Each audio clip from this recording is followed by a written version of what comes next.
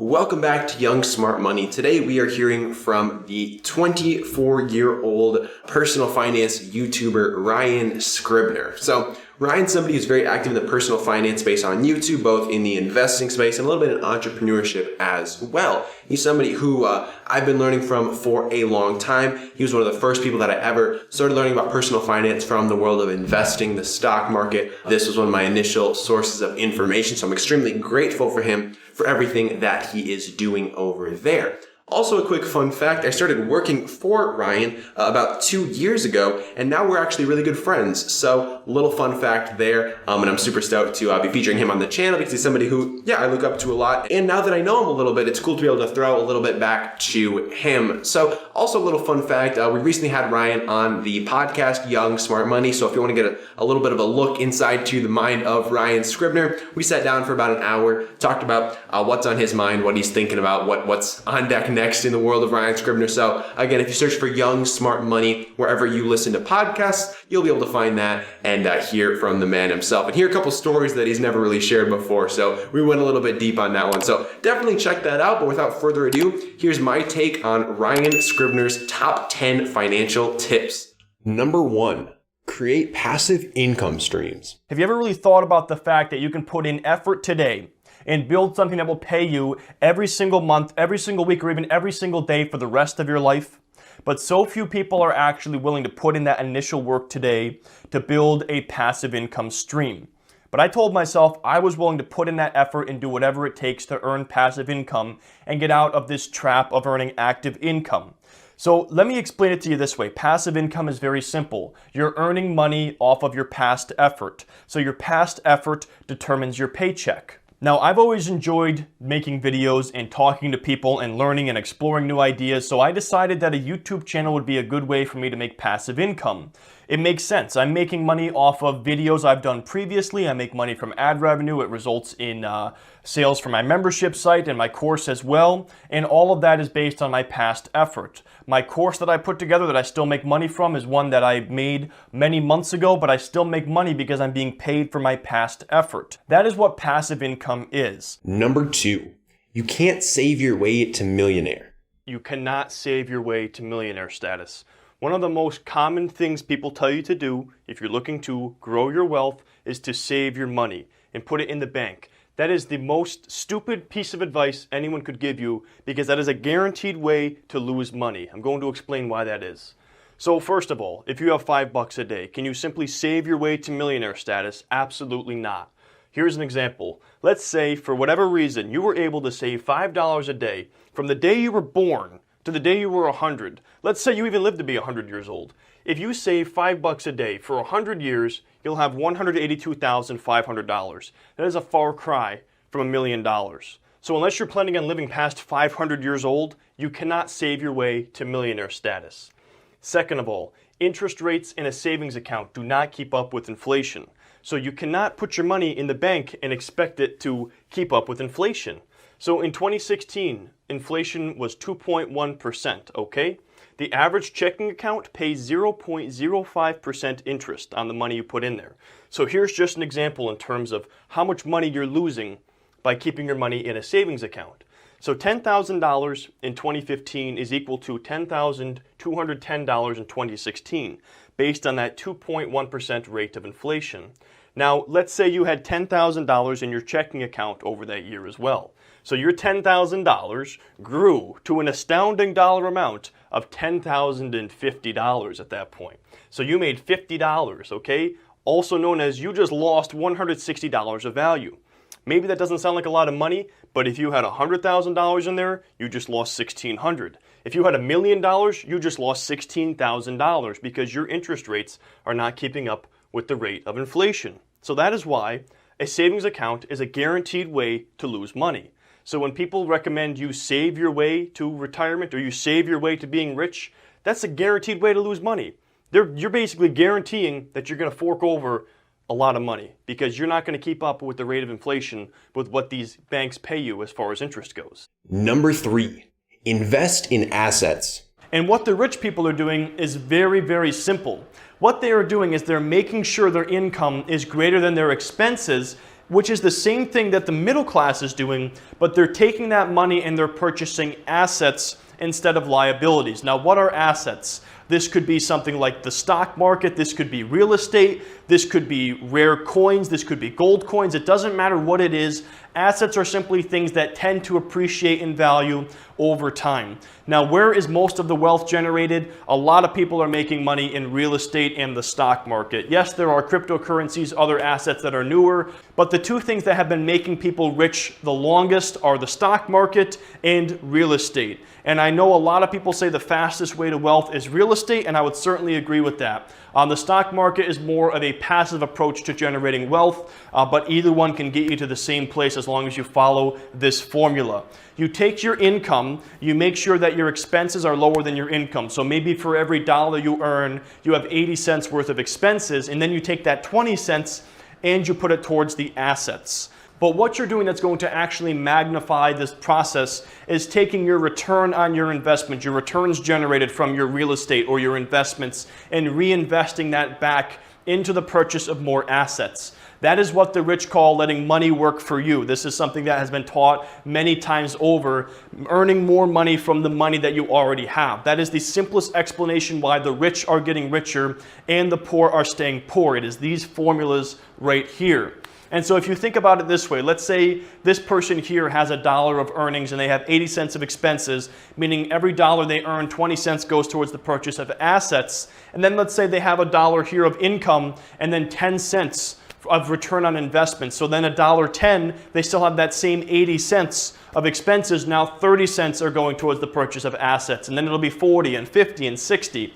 As they're making more money, they're investing more money. As they're investing more money, they're earning more of a return from their investment. And that return from their investment is allowing them to purchase more assets that are going to generate them more wealth. Number 4, don't focus on looking rich. Let's go ahead and talk about the type of car a rich person drives versus the type of car a poor person drives. So for this example here, a rich person is going to buy a 3 to 5-year-old Toyota Camry, very reliable vehicle, and it's not a car that is expensive, and their car payment for this vehicle would be around $250 per month, and the insurance cost around $75.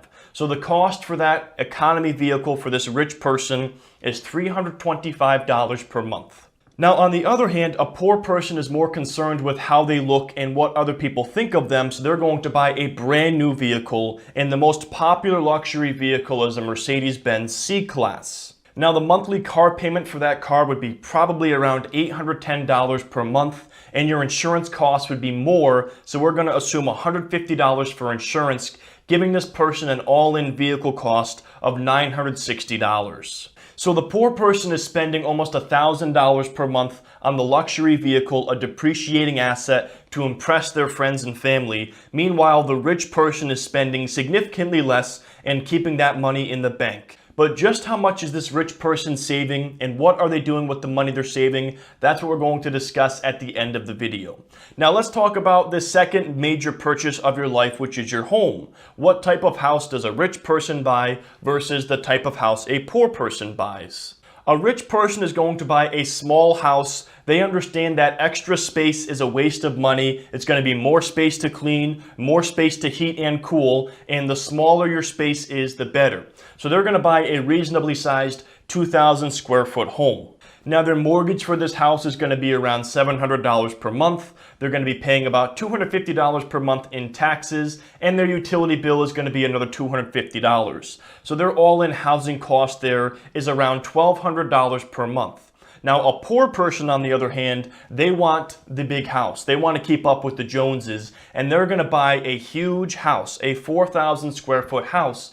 And as a result, their mortgage is going to be twice as expensive, a $1,400 mortgage now. And the taxes are going to be double that as well, a $500 a month tax bill, and they have more house to heat, more house to cool, and they're going to have a higher electric and utility bill at $500 per month. So that poor person is spending $2,400 a month on their housing expenses.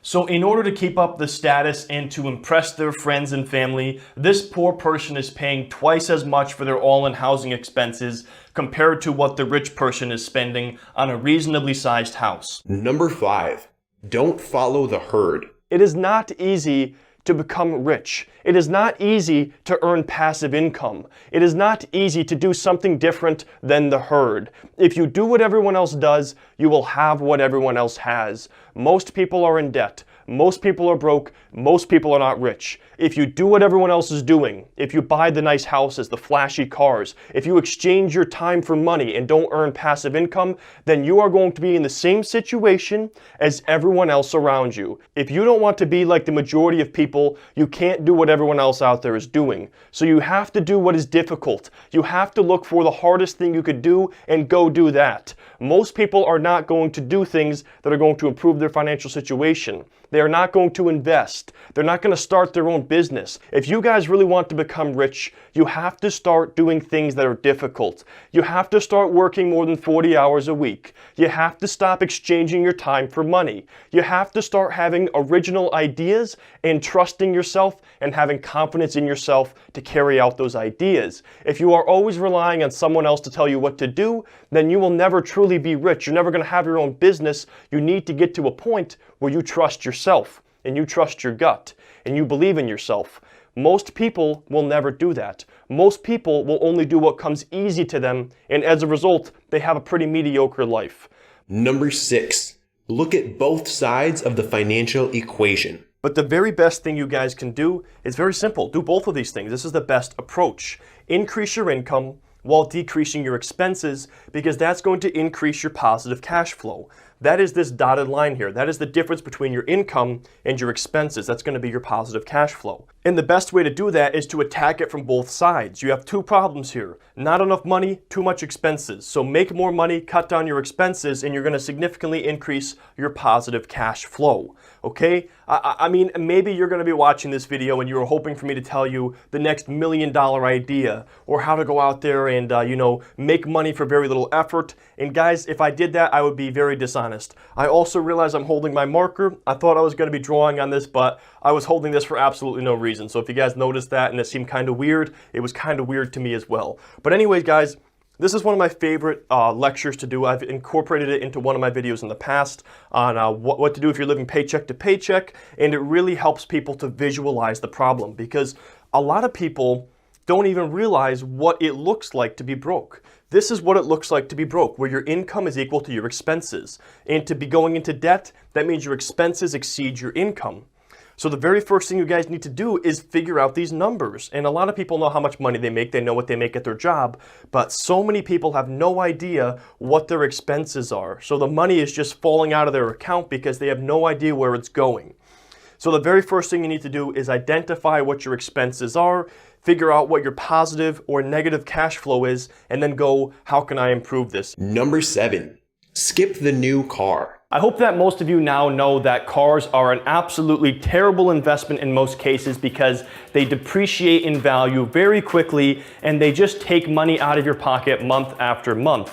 And a lot of people get in this really bad habit of buying brand new cars every 5 or 6 years. And I want to show you guys just how much this is going to cost you over your lifetime. So according to Experian, the average monthly car payment for a brand new car is $530 per month. Now, if that alone is not a shocking enough figure, how much is that actually worth over your entire lifetime? So if instead of driving that brand new car, you invested that money, how much money is it actually costing you to drive that brand new car? So the cost of driving a brand new car from age 25 to 65 at $530 per month is an astounding $254,400. But if you instead took that $530 per month and invested it, again, at an 8% return in that time period, you would have a portfolio value of over $1.6 million.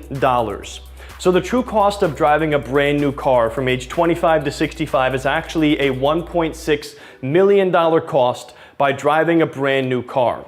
And you might be saying to yourself that nobody really does this, but I can honestly tell you that I used to work with people at my old job that would buy a new car, not every 5 years, but literally every 2 years. This one person I worked with would go to the dealership and trade in her car for a brand new one. And it's just astronomical how much that ends up costing you in the long run. Number 8, utilize optimal investing accounts. Number 1, the first thing that makes sense in most cases is always maximize employer match. This is literally free money being offered to you. A lot of people aren't taking advantage of it, and so you need to take advantage of that free money that your employer is offering through the employer-sponsored contribution or match. So like I said, in my case, at my old job, I made about $60,000 per year. I contributed 6% of my pay, or $3,600 to my 401k, and my company matched me 50 cents on the dollar, up to 3%. So that 3% earned me an extra $1,800 per year of completely free money going into my 401k. So that is usually the best thing to do, is maximize up until what your employer is going to match.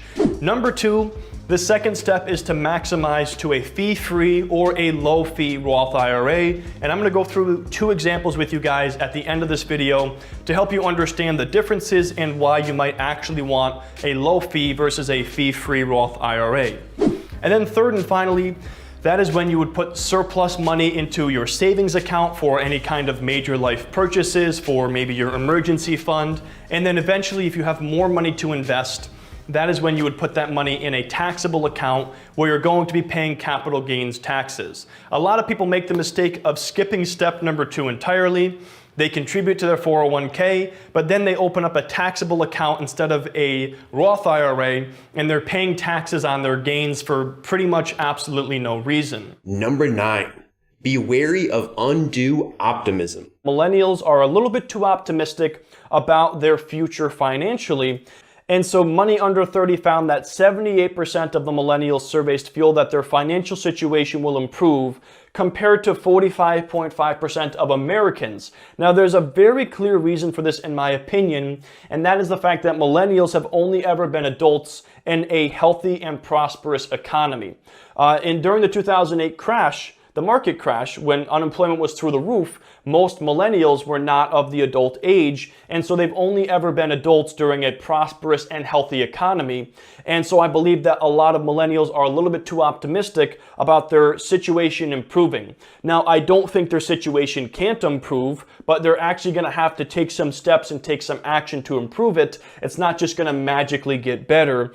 And so I feel there is an overall sense of optimism that might be a little bit overdone here, just based on the fact that they've only ever seen a prosperous economy. Number 10, take small, consistent action. This is 4 steps. 4 steps, guys, and you can become a millionaire with $5 a day, okay? Here's how you do it. Number 1, set aside $5 each day. I'm talking about the amount of money you probably spend at Starbucks every single day. At the end of the month, you will have $150 saved up, okay? What you're going to do with that money, you're not going to put it in your bank account. You're going to invest that money. You're going to invest in a diversified portfolio of blue chip stocks and investment grade bonds, okay? For those of you who don't know, blue chip stocks are the stocks of well-established companies. They have a very high market capitalization. They are things that people have been investing in for many, many years. And over the last 100 years, on average, blue chip stocks have paid a 10% return. You're also going to be investing in investment grade bonds. These are high quality, low risk bonds. Over the last 100 years, these bonds have paid out on average 6%. What I recommend doing is investing 50% of your money in blue chip stocks and 50% of your money in investment grade bonds. Over the last 100 years, on average, this portfolio pays you 8% return on your investment. You're never going to sell. You're going to leave it there and you're going to let it compound over time. You're taking advantage of compound interest. Now, you may not have enough money each month to invest, but you're going to save that money, and when you do have enough money, you're going to buy more shares of blue chip stocks and you're going to buy more investment grade bonds, okay? After 50 years, now we're talking 50 years. I know that sounds like a long time, but like we said before, if you save $5 a day for 100 years, you'll have $182,500, okay? So now we're talking about half the time. 50% less time, we're talking 50 years, okay? You do this for 50 years, and due to the magic of compound interest, you now have a portfolio worth $1,032,786.28. You just became a millionaire for the price of a Starbucks cup of coffee each day. All right, so there you have it. That was my take on Ryan Scribner's top 10 financial tips. As always, you can find links to all of Ryan's videos that we referenced in the description. Additionally, you'll find his YouTube channel and Instagram page in there as well, which I would highly recommend checking out to subscribing following, and staying in the loop with everything Ryan is putting out there. His YouTube channel is just full of valuable information when it comes to personal finance and entrepreneurship. His Instagram gives sort of a behind the scenes look at some of the stuff he's working on. It's usually pretty funny. So I'd recommend staying in the loop on both of those places. Also, it's just really cool to have Ryan on the channel. Hopefully, if y'all haven't heard of him yet, you'll head over there and check out his stuff. Just because, again, he's somebody who I have a ton of respect for. He's somebody who's opened a ton of doors for me, and I'm extremely grateful for everything that he's done. So hopefully this video can be a bit of an homage to him and everything that he has done. Now, I'm curious to hear from y'all who you want to see next on Young Smart Money. Who should we feature next? Last time, we had Graham Stephan on the show to talk about his top 10 financial tips. Ryan came on and did the same. So who should we feature next? I know there's a ton of amazing creators, both in the personal finance space and in just the finance space in general. A lot of them I'm pretty good friends with. So let me know who you want to see next, either in the comments, shoot me a message, whatever you would like to do. Also, again, if you did not catch the podcast episode where we sat down with Ryan for about an hour, got to hear some stories that he doesn't share all that often, you can do that by searching for Young Smart Money on your podcast platform of choice, whether it's Apple Podcasts, Spotify, Google Podcasts, wherever you listen to podcasts. Just search for Young Smart Money or search for Ryan Scribner and you'll find his episode on the show. It was super cool to sit down with Ryan for like an hour, hear some stories that I hadn't heard before. So I think you guys will really enjoy that. And if you have not yet subscribed to Young Smart Money, wherever you are consuming this content right now, whether it's on YouTube, whether it's on Apple Podcasts, I want you guys to subscribe. It helps the algorithms show this content to more people. And if you find it valuable, I'm sure they will as well. So go find that subscribe button wherever you're consuming this right now. Click on it. I really do appreciate each and every one of those. And I do my best to continuously provide valuable content to you across all the different platforms. Lastly, I just want to say, go out there and take some action, guys, because you can consume videos like this or podcasts like this or content like this all day. But if you don't do anything with the information, what's the point? Okay. I always say you can read 50 books in a year, but what's the point if you don't do anything with the information? So take a couple minutes right now, maybe take some notes on the content you just consumed. Which of these tips was most valuable to you? Which of them you actually want to go out there and start implementing? And just do it, okay? There's never going to be a better time. The stars are never going to align. So I want you guys to take action on, at minimum, just one of these things. One of the 10 tips that you got from Ryan in this video. Take some action on it, okay? Let me know how it goes. Let Ryan know how it goes. And I'm excited to see you guys back here on the next episode of Young Smart Money.